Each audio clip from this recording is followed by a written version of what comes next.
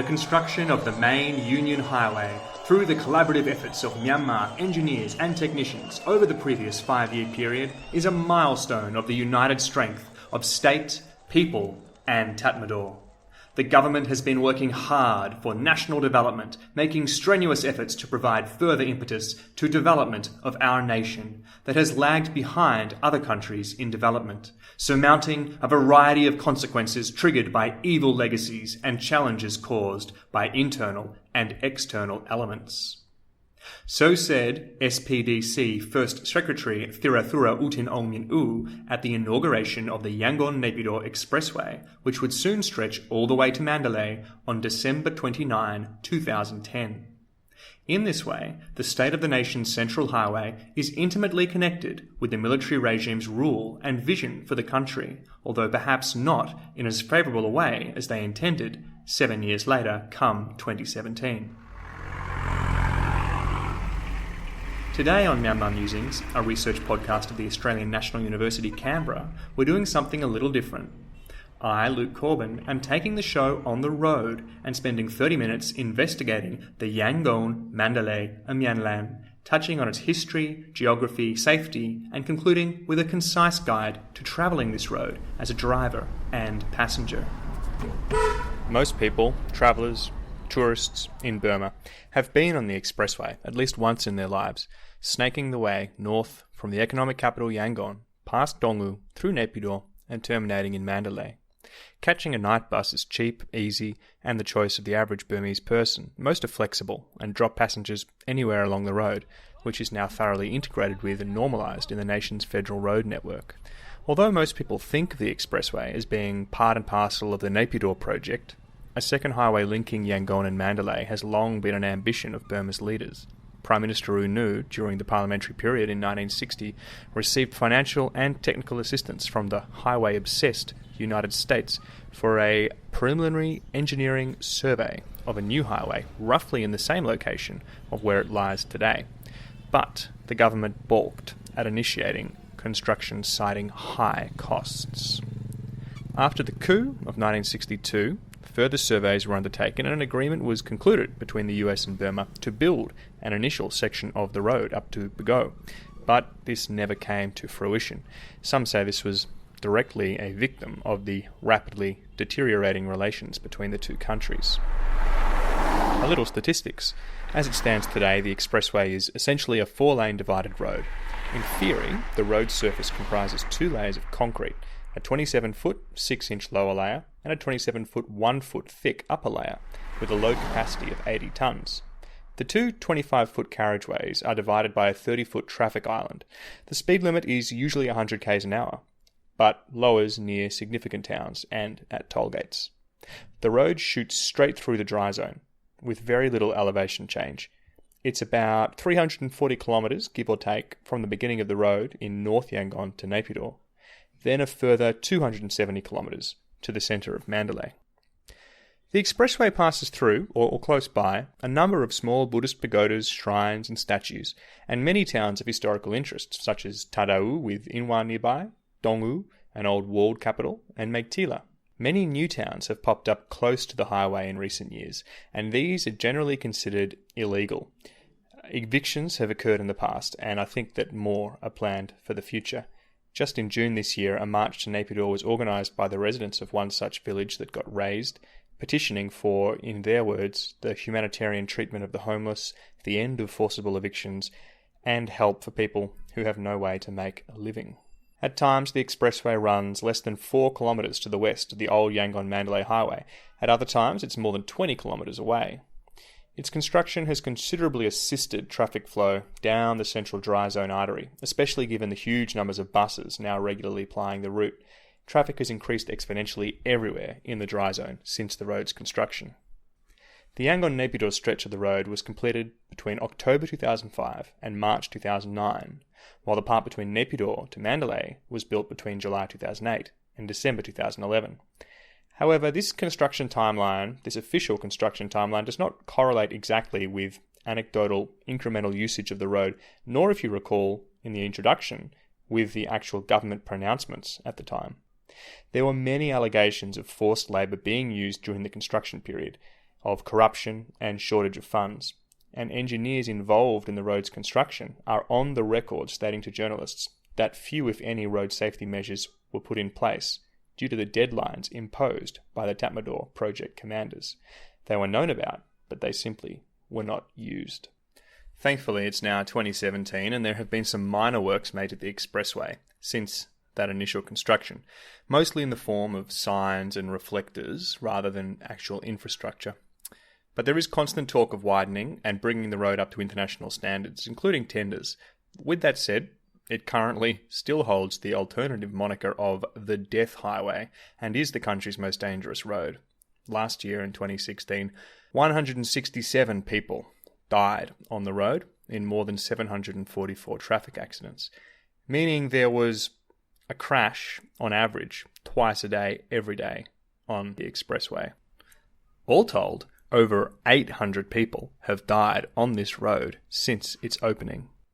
A research paper by Dorsom Kain of Yangon Technological University and Professor Dorkin Than Yu of Yangon Institute of Technology, using accident data and quantitative methods, directly evaluated 27 of the largest curves on the Yangon-Naypyidaw stretch and found that of these, 21 were poorly designed due mainly to an inadequate camber, which essentially means that they're dangerous to navigate at the highway's recommended speed limit. The main accident black spots include Bornatji, Bu, Bordagong, Otwin, Bantin, Bilibin, and the approach into Mandalay. According to Highway Road Police Department figures, more than half of the accidents on the expressway involve light trucks and pickups, the ones which normally have, say, 10 or more people bouncing around loosely in the tray. The second contingent of vehicles most likely to have an accident are four-wheel drives or SUVs, such as Land Cruisers, Prados, Pajeros. These are higher than sedans and hatchbacks, so they roll much more easily when they have, for example, a burst tyre or something like that. Quite famously, a Miss Universe Myanmar finalist, Ipyo Twe, was killed driving a four-wheel drive on the road. I'm not sure exactly how it happened, but the four-wheel drive flipped and rolled, the airbags were deployed, and she was killed instantly. So at the moment, when you're driving along the road, you'll see a bunch of banner ads that have been put up as part of a campaign being run by Shell, the global oil giants, the Red Cross Society, and a PR firm called Today, Ogilvy and Mather.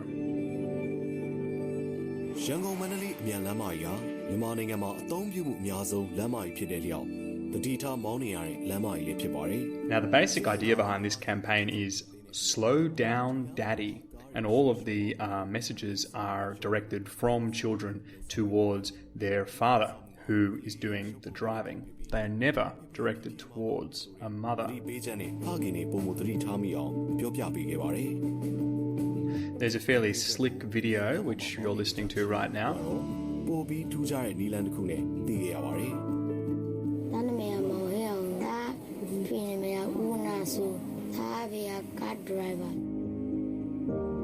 As well as 3 different banners, but they all feature the same basic principle. Pepe, Pipi Mount Bar, that sort of thing. Now, being that this is Myanmar and many people in this nation are spiritually inclined to believe or at least perform their belief in nats, ghosts and other phenomena, it will be no surprise to note that by now, after so many deaths, there is a haunting culture associated with the expressway.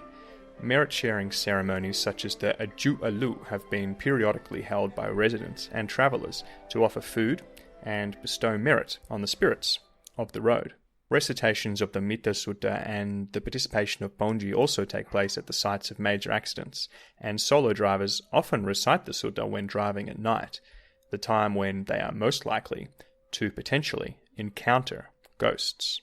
Here is a verbatim anecdote from Uzo Win, who was driving a Hilux pickup on the expressway between Yangon and Mandalay in 2013. This is quoted from a Myanmar Times article. I went back to my village after delivering goods to Yangon. 2 villages before mine, I stopped my car when a girl hailed me because I knew she was from my village. I told her to sit in the front seat, but she said she wanted to sit in the back. When I approached the rain tree at the edge of the village, she told me to stop the car. Then when I checked in my rearview mirror to see that she got off, I saw that she had no back. I drove home and told my wife. She said the girl had been violently killed that morning. So you see, a violent death makes it difficult to move on to the next life. And because of the number of deaths due to the accidents on the expressway, these places are particularly notorious for these kinds of stories. So I said earlier the moniker the Death Highway, and in Burmese we say Amyanlan for highway, for expressway. But in Burmese you can also call it the Mapyanlan, which means the road of no return, Pyan meaning return, Mapyanlan. There was another incident in June 2014. 2 Buddhist monks held a ceremony to free these unquiet souls from the highway. Mandalay, Biyamaso Sayadaw Unaminda, and Natsin Daya Sayadaw Badana Upanateja from Danyalin Township in Yangon region held a merit-sharing ceremony and recited the suttas 3 times along the highway. Then Natsin Daya Sayadaw invited all the ghosts to climb on board his Toyota. The driver of the Toyota said that on the way to the highway, the truck was empty and light, jumpy, but on the way back to the monastery, the car was not jumpy. It was quiet, with a heavy load. When the car arrived at the monastery, the Sayadaw ordered them to get off, and the car was light again. These spirits were detained in a large badalt tree on the monastery compound, and then a ceremony was held for them on June 15. Gomyo Ong, who lives nearby the monastery, said he saw some unusual behaviour with dogs howling in ways they don't normally howl. There's also this idea that the highway was constructed right through the Bago-Yoma forest, and this area of Myanmar actually apparently has a lot of ghosts. They've been there for ages. Ghosts or not, there's no question that driving on the road can be an eerie experience, thanks to the knowledge that there's so much carnage. And this carnage is really one of the main reasons why I wanted to put together this podcast, including a guide to driving on the road, so I can share some observations, because I've done this drive many times now. I can share some observations of what I think are the safest things to do and what you need to look out for if you find yourself in a situation like me, where you're regularly commuting on this road. So the first thing I'll say is that I'm definitely more familiar with the Yangon to Naypyidaw section than the Naypyidaw to Mandalay section. And this part of the road is also the one that's the most heavily trafficked, and has kind of the largest number of rest stops and general kind of usage. And a little note here first on road culture in Burma. There's differences between driving in the cities, in the countryside, and on a highway. The main thing is that when driving on the expressway, because there's so much room, you'll find people ignoring lanes and driving at extreme speeds, which you might not get, for example, in downtown Yangon. Generally speaking, people are always checking their mirrors, and they will note you if you are coming up fast from behind. They'll put on their indicator, which means that you can pass, and sometimes they'll toot their horn as well. It's also polite for you, when you're coming up behind another vehicle, to flash your lights and to honk your horn, just to make sure that they are aware of what you're doing. This is particularly important because on the expressway, you do find pickups and slower vehicles travelling at, say, 50 or 60 kilometres an hour, and then you have four-wheel drives zooming past at 100 or 120. So if you're going to self-drive the highway, I recommend driving a car. I mean, that's really who this podcast is for. I motorcycled once along the highway and it was fine. Technically, you aren't allowed to. Motorcycles are banned, but plenty of people do it. The thing is, there's a lot of traction issues, especially in the rainy season. When I was living in Vietnam, I saw a friend of mine collide with another motorcycle that was going about 80 kilometres on a country road, and the motorcycle just lost traction, going around a corner, misjudging, and then slipping on some dried corn. It was a really nasty situation. I don't know if the man lived or died, and I don't wish it on anybody. So if you're thinking about motorcycling, maybe think again. If you're travelling the road as a passenger, well, you've got less to worry about. But hopefully the sections here on the rest stop, the rest camps and things like that will still be interesting for you. Now, if you're driving passengers who are Burmese, I really recommend trying to get them to wear seatbelts. I know that a lot of Burmese people, a lot of my Burmese friends have a real reluctance to wearing seatbelts. And they put up quite intricate defences as to why they shouldn't wear one. Now, maybe I harp on about it a bit more than other people because I'm Australian and from the state of Victoria, which was the first geographically defined territory to institute a mandatory seatbelt law. But they really do save lives, so just buckle up. One defence that has been given to me a few times by Burmese people is the karmic defence. They argue that if it's their time to die, they'll die, and a seatbelt won't stop them. My response to that is, if it's your time to die, you will die, even if you're wearing a seatbelt. I also try and use the helmet, so they may give all kinds of arguments about not wearing a seatbelt, and then you can ask, well, do you wear a helmet when you ride a motorcycle? Or you can say, I know that you wear a helmet when you ride a motorcycle. And then just make a comparison. What's the difference? A seatbelt is much more likely to save your life than a helmet. The next thing is that, actually have a think about whether the expressway is the right route for you to take. I mean, you've got a very simple alternative, which is the old Yangon to Mandalay highway. The main difference is that there are no trucks on the expressway. All the trucks are on the old Yangon to Mandalay highway, and there are a lot of them. But then there's also not so much character on the expressway. It's a new road. The old road oozes history and colour. Has lots of beautiful trees, and it passes directly through a lot of fascinating old towns. However, because it does, it takes almost twice as long to get where you're going than if you used the expressway. And the next thing to think about is the seasons and the variation in time. So in April and May, the concrete roads get extremely hot in the dry zone, and there's a much, much increased likelihood of bursting a tyre. That's worth keeping in mind. It's not an insignificant thing. The rainy season is much more scenic. It's quite dry and scrubby during the dry season. But the rainy season is obviously quite a lot more dangerous, and water kind of pools in a lot of the concrete slabs, leading to traction problems. It's very easy to lose control, even with 4 tyres. But the rain does make the smaller animals, such as dogs, leave the road, which is very useful. And on that note, if you drive at night, there are also definitely less hazards, less villages, less dogs. But everyone is using their high beams. So instead of carefully weaving in between animals and humans, you're just constantly blinded by a sea of never-ending high beams. So on that, maybe I should first talk about the hazards on the road itself. Now, the Highway Roads Act makes it an offence to ride a motorbike, to herd animals, or to walk on an expressway. But I guarantee you that you will see people riding a motorbike, herding animals, and walking on this expressway. In particular, the 2 animals that are the worst are dogs and goats. So dogs, particularly when they're thirsty, can move quite quickly and not seem to pay any attention to what's going on around them. If they recognize your car at all, they're probably conceptualizing it like another dog or something of that nature. If they have had experience with cars before, they're likely to be much more wary. You can usually tell because they're limping. The other time when dogs can be particularly dangerous is when they're with a group of people. If they feel like they're with their pack and they're sort of having fun, paradoxically, it can actually be more dangerous.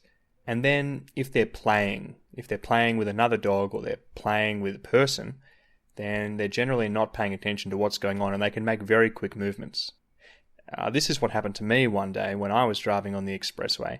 I saw a dog up ahead of me, moving behind a concrete barrier, and I thought that dog might come out of that concrete barrier soon. I slowed down, everything seemed fine, and then bam, it just dashed out, super quick. We made eye contact. It had to make a decision to go left or right, and it made the wrong decision. And the impact unfortunately killed the dog, ripped the fog light and the corner of my bumper bar off the car. It was a 2-day repair job, at the insurance company's designated workshop, and not a very pleasant trip. The thing with goats is that they also can get into these weird moods, like I've seen this a few times where they just start having a really great time on the road. They're not moving from A to B. They don't seem to be doing much of anything except just dancing in pure ecstasy from left to right, jumping, anything like that. If you see a goat in this state, be very, very careful. I saw a goat when I was motorcycling across India do exactly this. It sort of jumped into a car and didn't live to see the light of day again. There can be quite a few cows and buffalo, particularly around Naypyidaw. These are usually in a group, so you can sort of see what they're doing. But if you're not paying attention, fiddling with your phone or something, and you actually do hit a cow, that's a serious problem. That's going to be expensive. Cows are expensive, and repairing a car after hitting a cow is expensive. Then you've got people who are using the road to get from A to B because, it's where they live. Sometimes they're carrying heavy loads of crops and they can't really tell what's happening on the expressway. They may be listening for your car, but maybe their hearing isn't very good. So just always take extreme caution when you see somebody using the road, especially when they aren't necessarily paying complete attention to you if they're not standing and looking. Then there's roadworks. Now these can crop up anywhere at any time. Sometimes there's witch's hat, sometimes there's no witch's hats. Often there'll just be one witch's hat, and there won't be any signs telling you to slow down or anything like that. So even if they're taking up an entire lane, a lot of people just zoom past. Really, that's not a good idea. Just slow down. A safe speed is something like 40 or 50 kilometers an hour. And while the workers may stare at you blasé, seemingly wondering why you're going so slow, it's really the best for everybody. More than likely, they're repairing potholes, and there are a few really bad ones on that road. I don't know why, but for some reason, getting the asphalt to certain sections seems to take weeks. Other sections, it's very quick, but there's a few spots, often on bridges, where the potholes just stay there for ages, and they can do serious damage to your suspension, especially if you're driving a small hatchback. Then there's other drivers. You're all in the same boat, you're all in similar cars on the same road, but you don't know how long they've been awake for, whether they're drunk, what they're doing. So just always communicate, do not succumb to road rage, and don't necessarily make any presumptions about what they're going to do next. Then you've got to deal with the engineering faults of the road. So you've got all of these really quite bad turns, and in some of them you'll have potholes, or you'll have low traction, or you'll have a lane that mysteriously disappears. So every single turn needs to be encountered on its own terms. Go well below the speed limit. Another thing that never gets dealt with is that there are, like I mentioned, a huge number of bridges on the road. Not all of them necessarily obvious when you're actually driving. There's also a lot of underpasses and, small kind of irrigation, sewerage sorts of tunnels. And these bridges do not necessarily have smooth gradients leading up to them. So if you're traveling above, say, 70 kilometers an hour, the bottom of your car, if you're in a sedan or a hatchback, is very likely to scrape when you go up onto these bridges. So you need to approach them slowly, just like you're going into a turn. You don't know what the gradient's going to be like until it's upon you. If you're driving sensibly, you shouldn't have any issues breaking the speed limit. However, if you do, there has been, in theory, all of this talk that the police are going to start enforcing speeding, that there's cameras, that people are getting booked. I haven't heard about this happening all that much, and I've certainly never seen the police on the highway doing anything except sitting on plastic chairs. That is until the 27th of September 2017, when I saw my first speed camera on the expressway. Now, it was a fairly rudimentary looking contraption. It was just sitting on a plastic stool almost in the middle of the lane, and then there was a police car beside it. But it was definitely a speed camera. So there you go. It's happening. Enforcement is happening. So, don't just travel at a slow speed for safety's sake.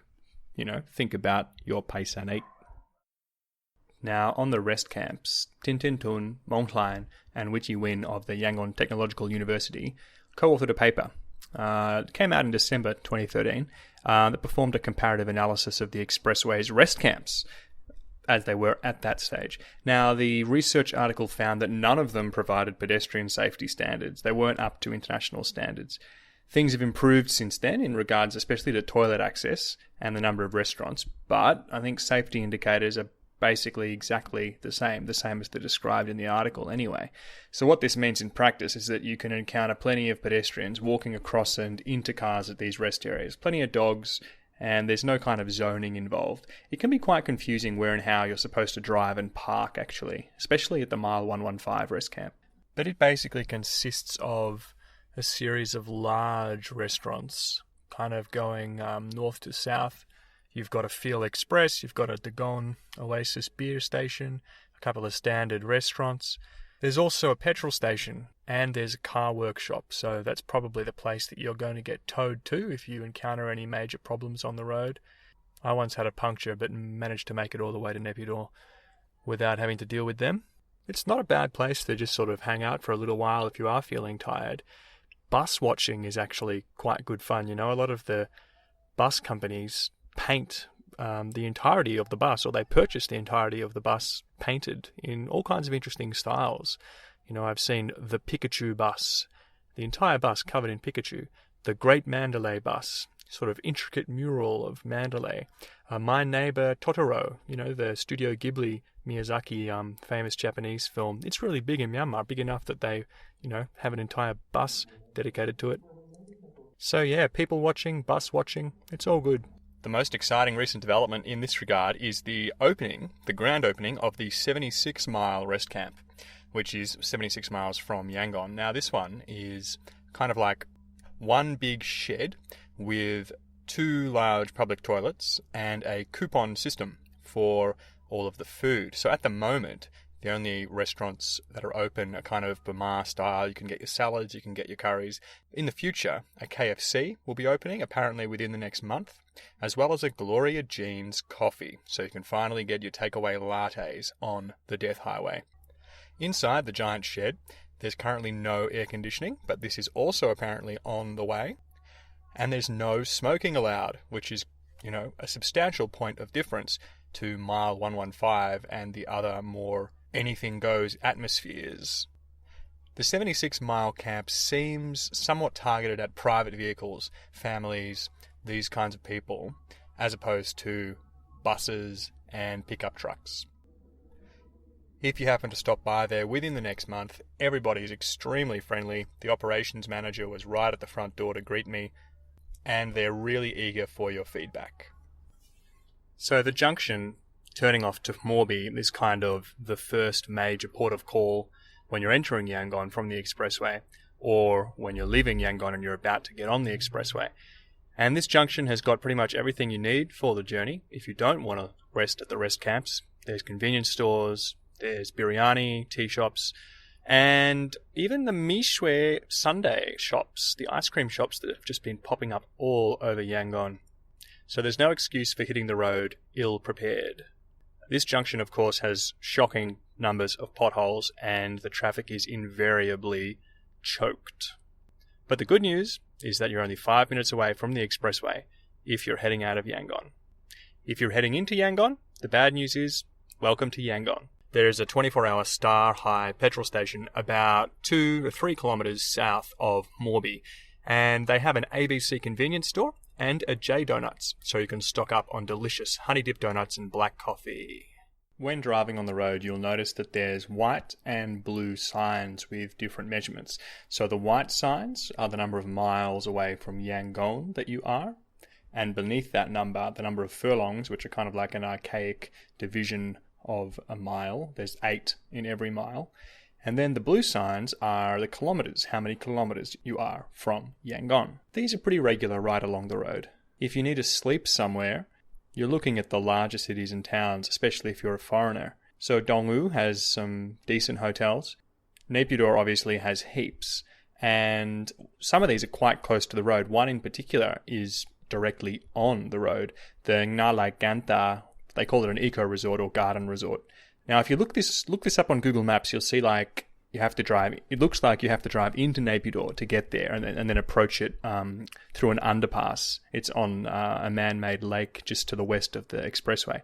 But actually, there is a service road that links the western lane that is driving towards Yangon. There's a service road that you can turn on, a little dirt road that'll take you directly into the resort. So if you can find a space where there's no drain in the center of the road, you can do a U-turn if you're coming up from Yangon, and then you can take the service road. And that's a really nice place. I mean, that's just after halfway from, going Yangon to Mandalay or Mandalay to Yangon. There's a lake. You can take a boat out on the lake. It's quite a nice place to stay. And the Ngalai Kanthar resort is actually very close to an elephant camp. Yes, there's an elephant camp on the Highway of No Return at mile 217. It's not the greatest camp. It's not like, for example, the one up in Galore that treats the elephants quite well. This is more of a kind of standard Southeast Asian elephant camp. So they do use the hook in the elephant's ears and everything like that. But, depending on your morals and your scruples and compromises, you might want to go there, and maybe, throwing them a few thousand chat will actually help the welfare of these particular elephants. Or maybe not. Let's finish up with a bit of context.